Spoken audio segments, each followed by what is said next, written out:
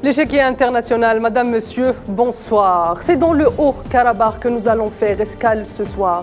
Le Karabakh, ce mot d'origine signifie littéralement jardin noir, peut-être un clin d'œil du destin en vue de l'histoire tumultueuse de cette région d'Asie centrale.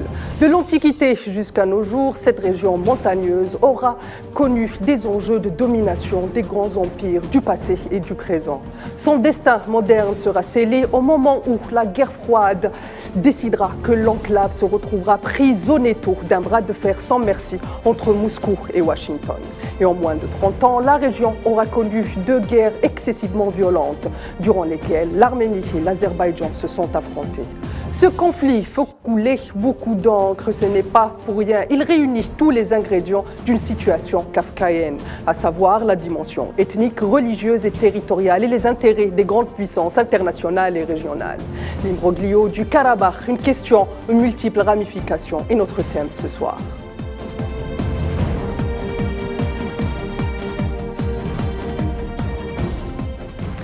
Et pour en parler, j'ai le plaisir d'être accompagné de Michel Fayad, analyste en géopolitique et finance. Bonsoir Michel.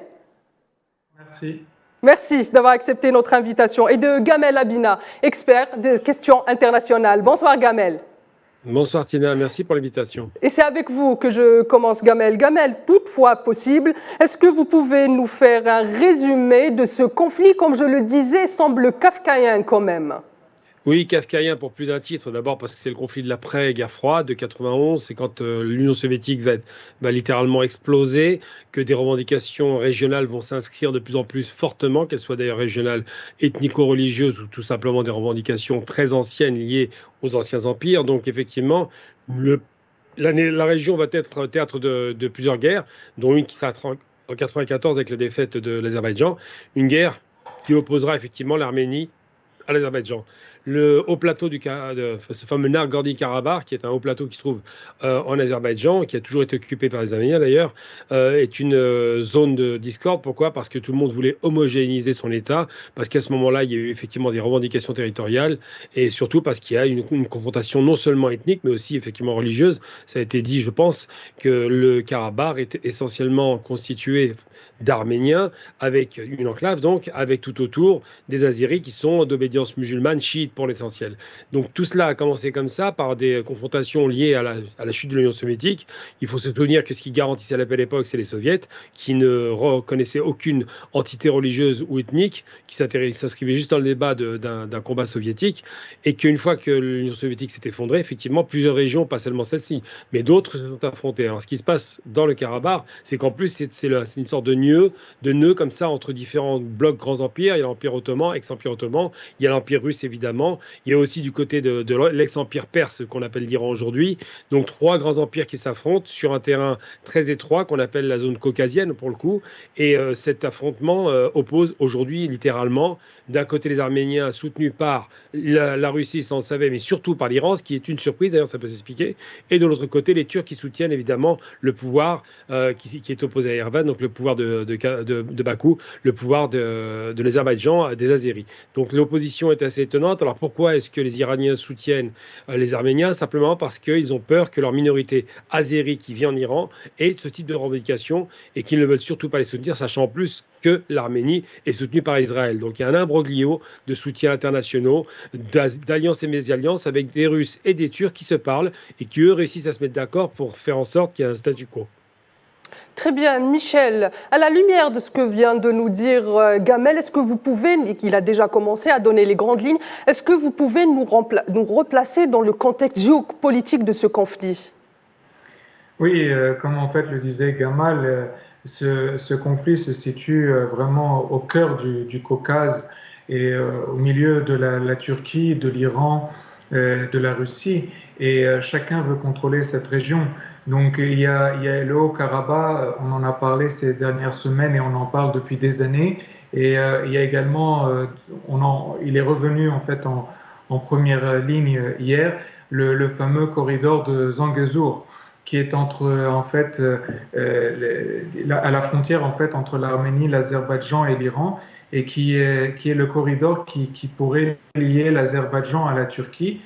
Et donc, il y a énormément de batailles, non seulement donc au niveau du Haut-Karabakh, de Zangezur, mais aussi d'un lac qui s'appelle le lac de Van. Toutes ces puissances veulent contrôler cette région. Le but, effectivement, il y a des buts ethniques et des buts religieux. Donc, du point de vue turc et azéri, ils veulent en fait éliminer la présence chrétienne et arménienne de la région. Il faut quand même dire que le royaume d'Arménie existait 3 siècles avant Jésus-Christ et il n'y avait à cette époque ni Azerbaïdjan ni Turquie, donc toutes ces régions étaient arméniennes. Puis ensuite, quand il y a eu le christianisme, donc l'Arménie était chrétienne. Et puis ensuite sont apparus donc l'Azerbaïdjan, la Turquie, l'islam, etc. Et en fait, l'Arménie estime que le Haut-Karabakh est arménien, estime également que le Zangezur est arménien, le lac de Van également. Le problème, c'est que durant l'histoire, les Azéris ont conquis ces territoires. Donc, en fait, pendant près de 100 ans, jusqu'à ce que les Arméniens reprennent le contrôle de cette région, donc au début des années 90, les Azéris ont contrôlé le Haut-Karabakh. Et pour eux, donc, il est essentiel donc de rallier la Turquie, avec laquelle, je rappelle, ils disent que ils ne forment qu'une seule nation, même s'ils sont 2 États. Et comme disait Gamal, au milieu, il y a également tout cet Azerbaïdjan qui fait aujourd'hui partie de l'Iran, qui représente 1/3 de la population iranienne, et donc pèse énormément en termes démographiques dans le pays. Et en fait, représente même à peu près les 2 tiers également de la superficie de l'Azerbaïdjan, si on comptait l'Azerbaïdjan iranien comme étant comme un État. Donc, il y a un risque territorial sur l'Iran comme il en existe sur l'Arménie, donc ça rapproche Arméniens et Iraniens.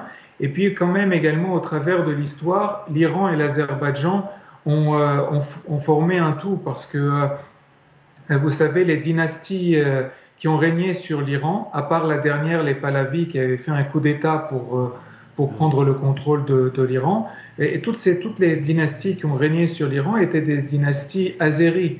Donc il y a également donc, tout cet aspect vraiment compliqué, et ethnique, historique, religieux et linguistique et culturel qui pèse dans cette région avec toutes ses implications géopolitiques et énergétiques.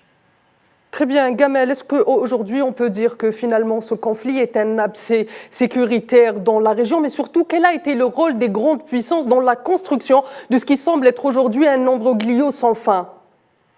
Je ne sais pas si les grandes puissances ont eu un rôle très important parce qu'ils ont juste eu à pousser un tout petit peu, comme en Yougoslavie, les divisions sur la base de problématiques religieuses, ethniques et simplement géographiques, parce qu'on parle beaucoup de géographie dans cette région. On dit toujours que cette zone est stratégique, mais toutes les zones dans le monde sont stratégiques. Là, c'est éminemment stratégique parce que c'est un croisement d'empires. Donc, il y a d'un côté l'Occident qui a voulu soutenir l'Arménie, avec d'ailleurs en France un grand lobby arménien qui a poussé le gouvernement français, par exemple, à parler de génocide arménien en Turquie. Donc, c'était une loi qui est sortie, ce qui a radicalisé la position turque. De l'autre côté, vous avez des Azéris qui ont un problème avec l'Iran, on vient de le dire, mais surtout qui ont à cœur de revenir avec un peu ce pan-turquisme. Il ne faut jamais oublier que finalement, tout ça, c'est l'Empire ottoman démembré après la Première Guerre mondiale qui ressurgit avec la mort de l'Empire soviétique. Et bien, ces revendications se sont accrues et l'Occident a à cœur et a l'habitude d'appuyer un petit peu sur ce qui fait mal, de relancer les velléités régionalistes et surtout de garantir la division pour mieux régner. Donc là, la région est importante. Pourquoi ? Parce que d'un côté, l'Occident est plutôt favorable, plutôt favorable en 90 aux Arméniens. Aujourd'hui, il semble vraiment plutôt en réserve, surtout que l'Iran du Nord veut que la Russie soutienne l'Arménie. Quelle ironie! Cette même Russie qu'on condamne d'ailleurs du côté de ce qui se passe en Ukraine, évidemment, ou alors ce qui s'est passé à l'époque par rapport à l'Ossétie du Nord. Donc la Russie aujourd'hui est du bon côté du point de vue occidental, mais en même temps, l'Azerbaïdjan est essentiel parce que c'est une immense réserve de gaz et pétrole, ce qui explique d'ailleurs la victoire de l'Azerbaïdjan, parce qu'avec ce gaz et ce pétrole, c'est une grande puissance régionale économique, et cette puissance économique a autorisé à ce qu'ils achètent ces fameux drones Baytar que les Russes leur ont donné très généreusement, moyennant finance, mais tout de même, pour garantir l'expansion de l'influence russe, parce que Erdogan reste pas un pan-turquisme. c'est plutôt, c'est plutôt le nostalgique de l'Empire ottoman. Il est dans une démarche pan-ottomane où il voudrait que tous les peuples de langue ottomane, de langue turque en l'occurrence, se réunissent sous la houlette de la Turquie. Donc la Turquie a vu les 5 régions soviétiques russes à l'époque musulmanes se rapprocher d'elle, et cette zone-là, effectivement, l'Azerbaïdjan est une zone essentielle pour la Turquie, parce que sur un plan géographique, il y a une continuité territoriale. Et là où il y a, effectivement, ça vient d'être dit par Michel, une question de corridor, on l'a vu, c'est ce qui a provoqué la Première Guerre mondiale, le corridor Danzig. Chaque fois qu'il y a un corridor, il y a nécessairement derrière une guerre qui se déclenche. Il y a le corridor de l'Afché, par exemple, pour garantir l'approvisionnement du Haut-Karabakh et de Stepanakert par l'Arménie, et il y a ce corridor qui relie l'Est et l'Ouest. Donc tous ces corridors-là sont des zones de tension qui, forcément, au bout d'un moment, finissent par créer des conflits ouverts.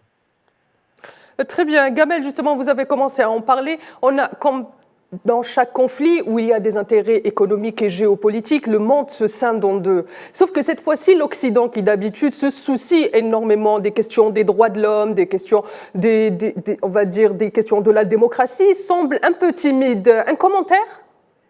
Simplement que c'est une question d'intérêt. L'occidental n'a pas de principe de droit de l'homme. Ça, c'est une plaisanterie. Ça, c'est l'autorisation de civiliser les barbares ou les peuples non civilisés. C'est une façon de justifier leurs actions. Par contre, quand il y a un intérêt financier, comme on voit avec l'Arabie, par exemple, ou on le voit avec l'Azerbaïdjan, qui est très très bien reçu en France d'ailleurs, on se rend bien compte qu'en face, même s'il y a des principes soi-disant de communauté de destin avec cet État chrétien, puisque c'est un des premiers États chrétiens de la région, on préfère mettre de côté l'histoire de la chrétienté au profit des intérêts pétroliers et gaziers. Puis comme en plus aujourd'hui, il y a un criant besoin de gaz avec l'hiver qui s'annonce, ils vont certainement pas s'engager du côté de l'Arménie au détriment de l'Azerbaïdjan, sachant que la Turquie restera, et déjà depuis la reprise du conflit en 2000 et 2022, le grand vainqueur. C'est la Turquie qui a littéralement mené la bataille. On dit beaucoup que ce sont les combattants azéris, mais c'est ces mêmes combattants qui ont été défaits il y a 29 ans, pour être précis. Donc l'Occident s'intéresse d'abord à une chose, non pas aux droits de l'homme, ça c'est une plaisanterie,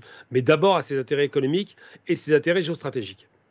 Michel, j'aimerais aussi votre avis sur cette question-là. Timide réaction de l'Occident de façon générale face à ce qui se passe aujourd'hui dans le Haut-Karabakh. Oui, je vais répondre à votre question, mais je voudrais juste préciser une chose par rapport à ce que Gamal a dit. C'est que lors de la dernière guerre en 2020, les Turcs ont même fourni à l'Azerbaïdjan des mercenaires syriens pour aider les Azéris à remporter la bataille contre les Arméniens. Maintenant, ce qu'il faut dire, c'est qu'aujourd'hui, les États-Unis aussi jouent un rôle extrêmement vicieux. Justement, un point avant de répondre à ma question. Quel est le rôle des États-Unis? On parle très peu du rôle des États-Unis, justement. Quel est le rôle des États-Unis dans ce conflit et dans sa genèse? Mais c'est ça, parce qu'en fait, historiquement, les États-Unis ont essayé de jouer un peu des deux côtés, puisque la Turquie est membre de l'OTAN, donc de fait, les États-Unis doivent plutôt être côté turc, et surtout, vous savez que le gaz azéri est principalement produit par des sociétés comme ExxonMobil, Chevron, mais aussi BP, qui est une société britannique, mais qui est en réalité plutôt plus américaine que britannique aujourd'hui. Donc le pétrole, si vous voulez, azéri est contrôlé par les Américains. Mais ce qui s'est passé il y a quelques temps, et plus précisément il y a 2 semaines, montre qu'il y a un jeu vicieux de la part des Américains en Arménie même.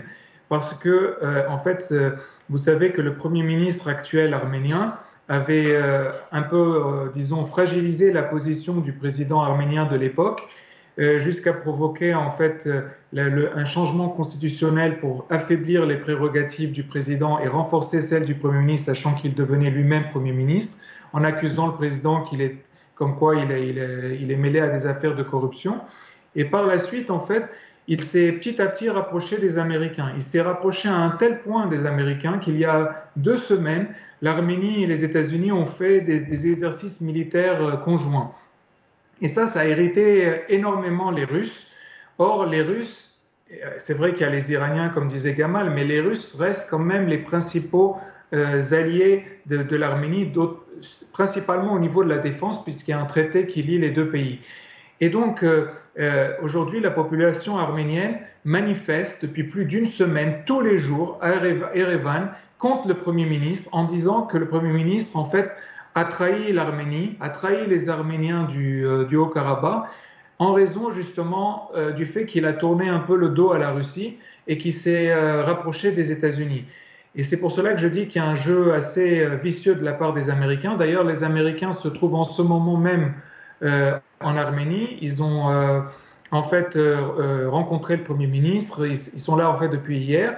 Et ils ont déclaré que tout ceci, c'est-à-dire la défaite arménienne dans le Haut-Karabakh, montre que la Russie n'est pas un allié fiable.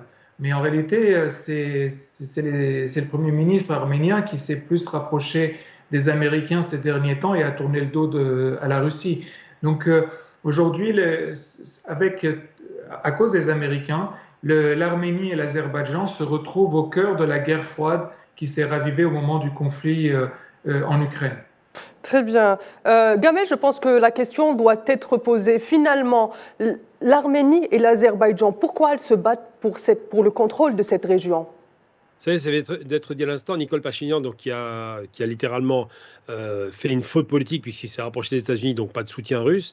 Ils se battent simplement pour deux raisons. La première, d'abord, c'est une question effectivement géographique. Il ne faut pas oublier que le Haut-Karabakh, le Haut-Plateau, ce qu'on appelle le Nagorno-Karabakh, est enclavé dans une région à majorité azérie. Donc c'est une des motivations qui fait que le territoire veut être repris par la force.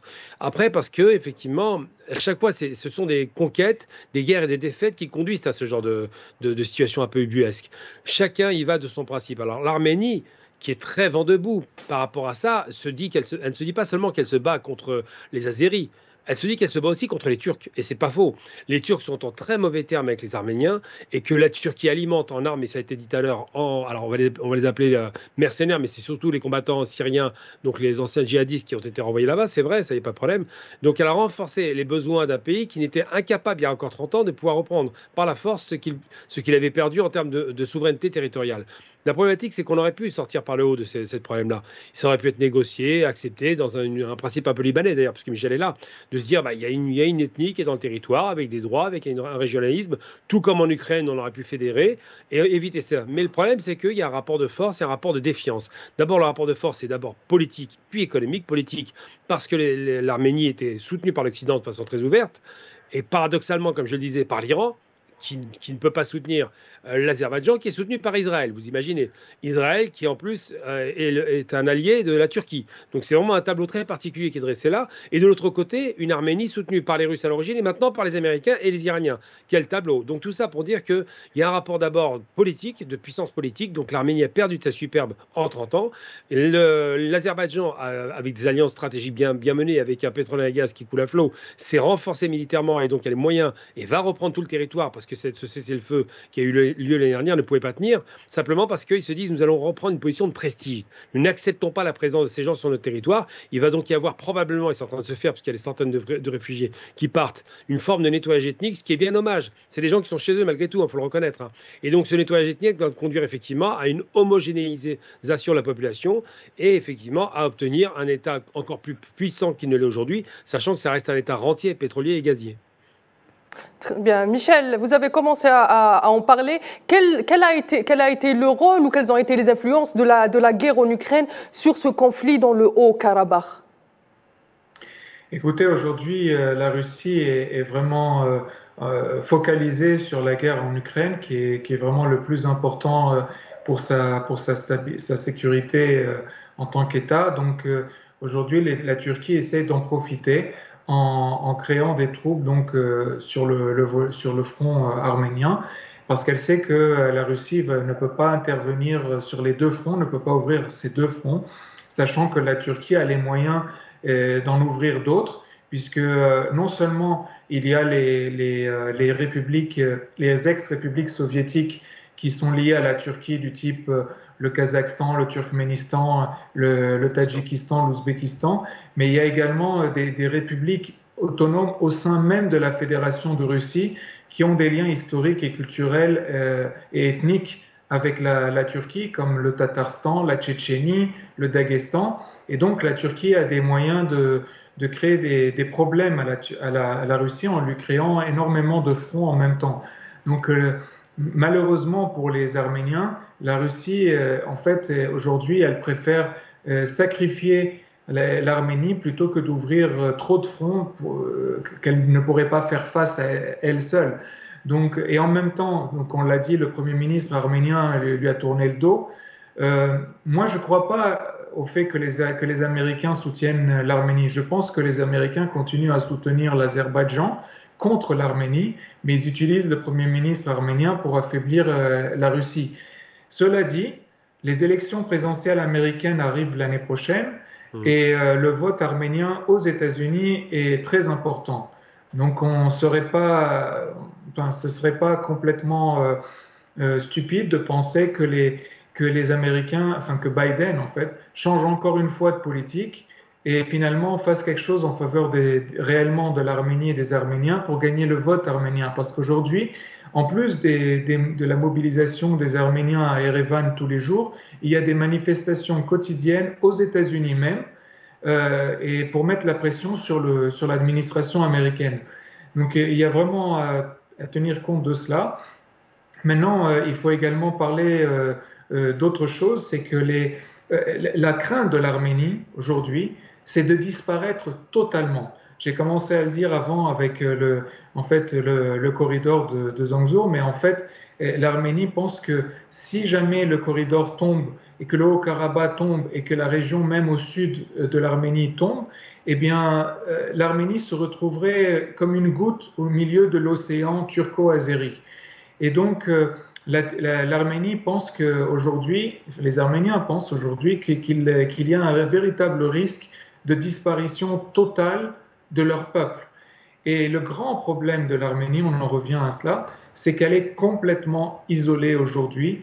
Son allié russe n'est plus vraiment un allié à cause du Premier ministre arménien, mais également à cause du conflit en Ukraine.